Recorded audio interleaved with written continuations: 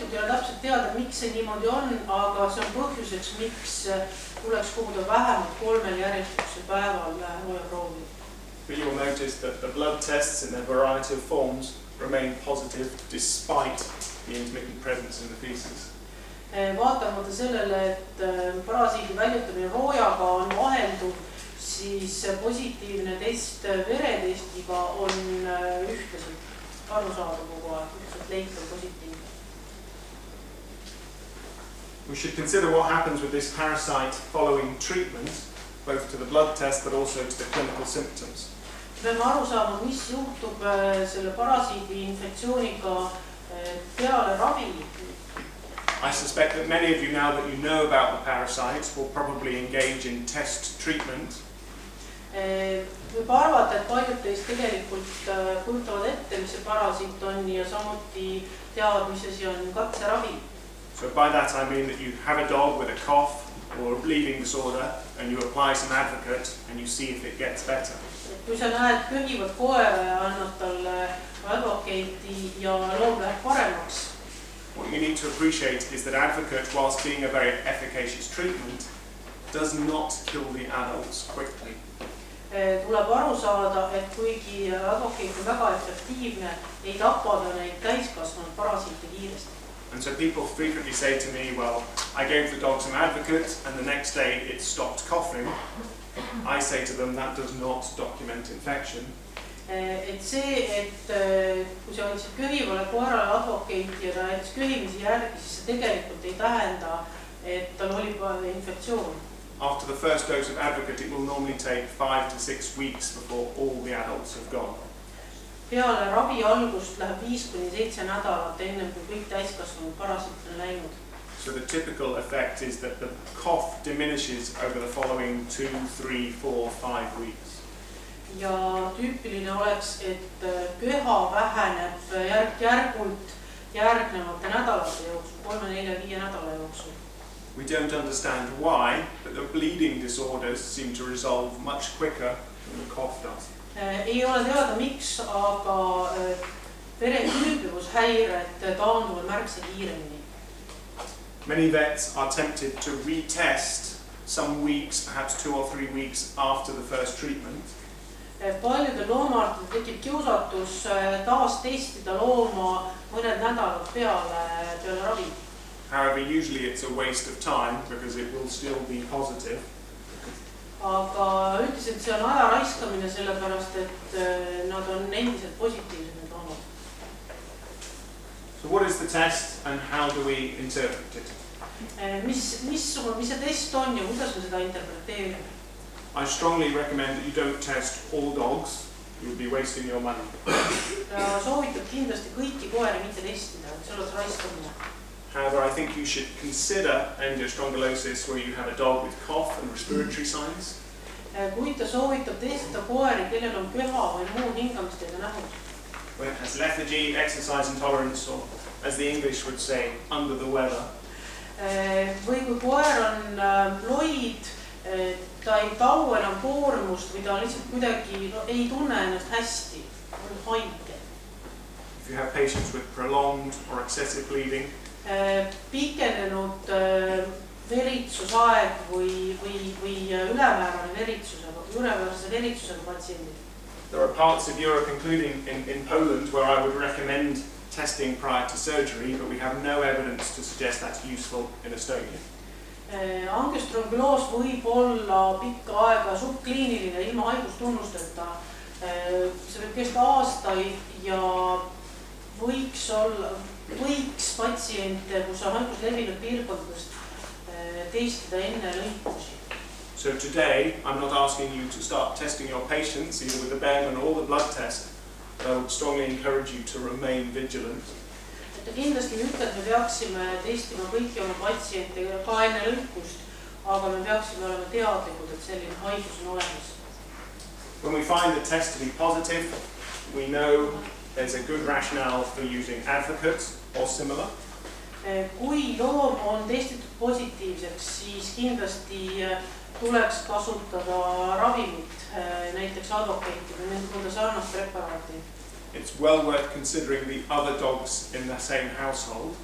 Samuti tasuks kaaluda kõigi teiste samas peres elavate koerte ravimist. Our experience from Finland and Denmark is that if you find one dog to be positive, because the other dogs in the household walk in the same places, they are also likely to be positive. Kogemus Soomest ja Taanist on see, et kui üks perekoer on positiivne, siis tõenäoliselt on ka teised positiivsed, sest nad kõik käivad jalutamas samades kohtades. Reinfection, I have put, is possible, but I would say it is likely in some dogs with a propensity to eat slugs and snails.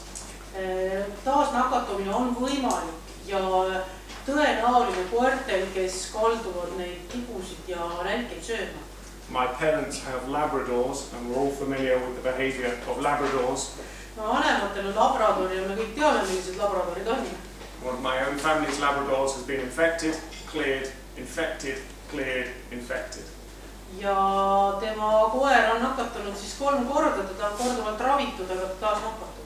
So if you can find a way to stop Labradors eating snails, we don't need to worry about this disease. Kui võiks leida kuidagi viisi, kuidas labrador ei sööks neid tibusid, siis ta ilmselt ka enam ei taas nakatuks. We shouldn't forget that if the test is negative, there are other lungworms, like Penosoma vulpes, that can cause dogs to cough. Kui test on negatiivne, siis me ei tohi unustada, et tegelikult on ka teisi parasiite, kes võivad sellist haigustunnuseid tekitada, näiteks Penosoma vulpes. And we shouldn't forget there are other causes of exercise intolerance and bleeding disorders.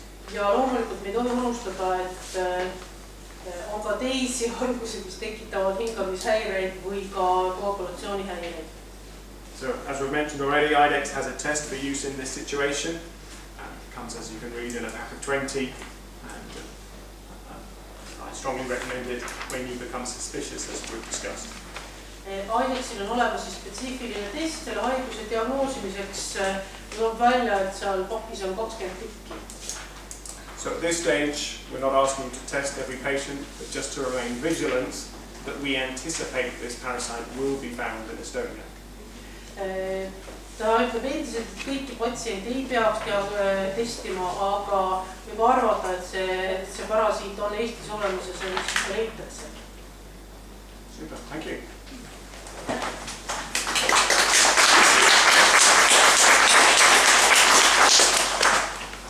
Any questions? Küsimusi? Is there any infection by human? No. Small children?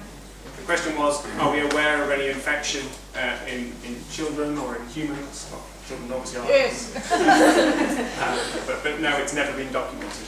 My own son, I don't know why, seems to enjoy eating slugs and snails. I tried to stop him, but to date, no. You must make this test for him. Küsimus oli siis, et kas haigus esineb ka inimestel? Ei, inimestel seda ei esine. Isegi kui nad söövad tibusid. There is, of course, a different lungworm, Angiostrongyulus, from rat lungworms, which is a problem in humans, but not related to Angiostrongyulus disorder. Kasside rottide Angiostrongyulus küll on inimeste jaoks probleem, aga mitte kohe. Super. Oh. Can I ask about another parasite? Maybe you can say, no, I don't know him. But Thyrophilare repens. Yes. What's the distribution? What's the closest path to Estonia that we might see? I don't know whether I'm going to be able to find this quick enough. Küsimus on siis Thyrophilare repens. Kus on lähipunkt, kus seda haigust võiks esineda? I have a map.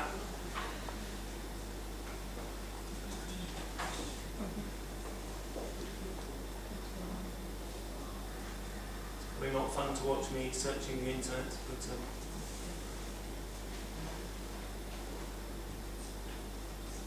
so we have documented cases from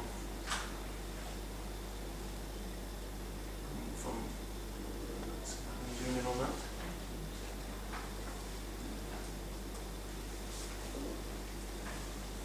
You can't see the map terribly well, but that's where we've got to. So here we go.